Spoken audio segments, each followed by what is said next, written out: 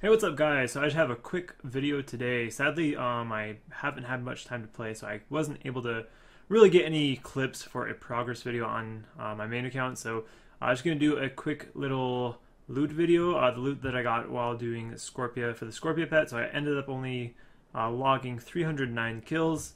So I'm going to go ahead and show the loot from 309 kills, and then I'm going to show the approximate loot you'd get if you were to get 200 million magic experience at Scorpia. So those of you that haven't seen any of my videos like this before, I made a program that basically it makes a table and then it rolls on that table randomly, and then you randomly get drops. It's kind of like when you kill a monster, but the drop rates that I have are the drop rates that I got during my kill, so it bases it off that, and also I can put in the drop rates that Jagex have given us. So for this, basically the more kills I have, the more accurate it's going to be.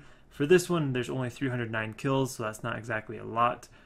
But Jagex have given us the drop rates for all the rare items. So most of the other items are like 1 in 10, 1 in 20. So for 1 in 10 and 1 in 20 drops, 300 kills should actually be fairly accurate. This is something I want to do for pretty much every boss that I kill once I get the pet, assuming that I have at least a fair amount of kills logged. So obviously this isn't the account that I killed Scorpia on, but I do have the loot on this account. So here's the loot tab for 309 kills, 3 malediction shards. The shards are 1 in 128 in general. For a specific one, it's just that times 2. So pretty close to the drop rate on those shards. Cash is just pure cash drops. Yeah, that is basically it. So let's price check this real quick.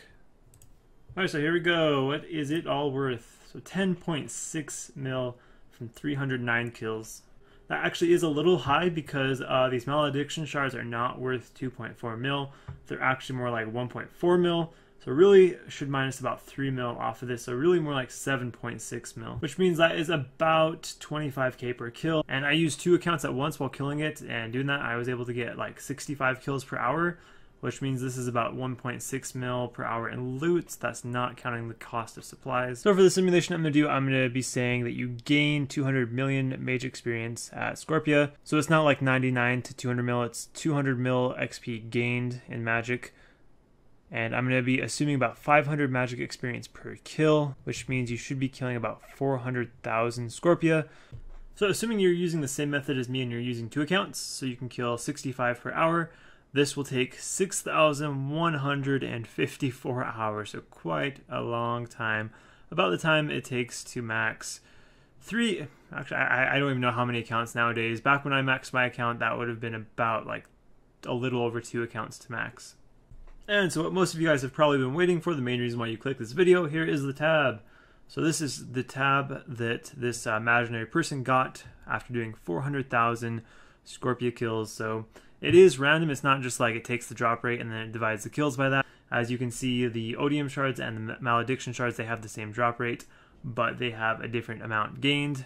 So as you can see, you get lots of cash, tons of cactus spines. That's probably where a lot of the loot comes from, is cactus spines, the shards, and yeah, so there is the loot. 200 million magic experience gained. So that is about 400k kills, assuming 500 XP per kill. So this imaginary person ended up getting just about 8 billion worth of loot off of this.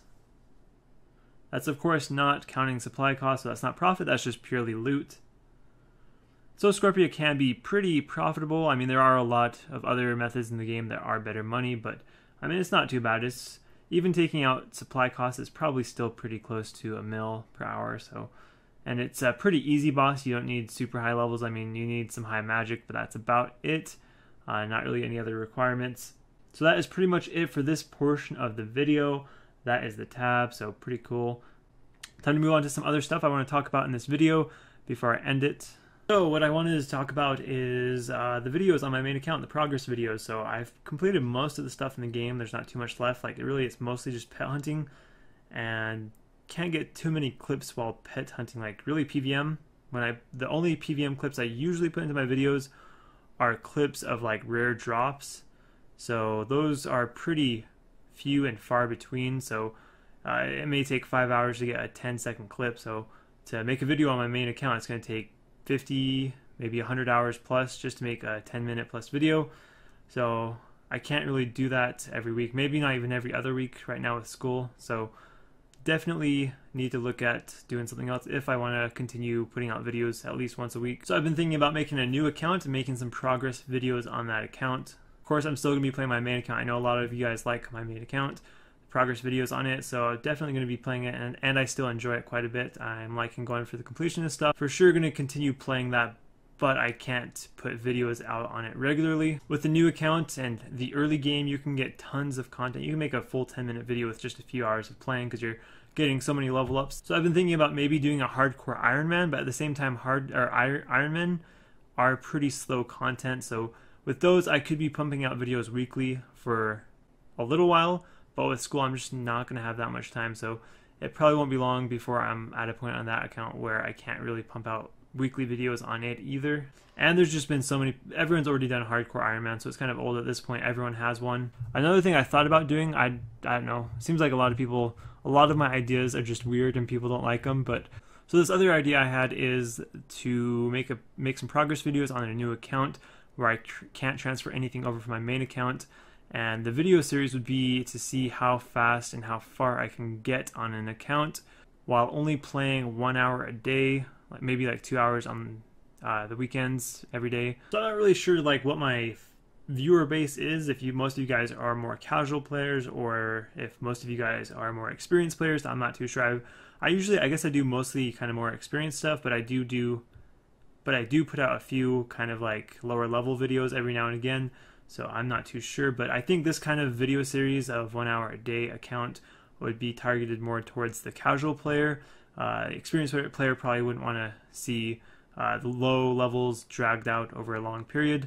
But if you're a lower level, you could, try and follow along. If you haven't gotten too far in RuneScape before, you could try and, copy what I'm doing in my video, try and keep up with me and just follow along with progress on your own account as well.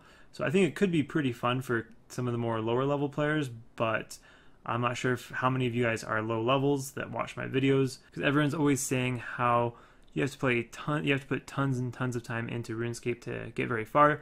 So it'd be interesting, I think, to see if you're only playing 1 hour a day, 2 hours on the weekends, how far can you get? How long will it take to get very far into the game?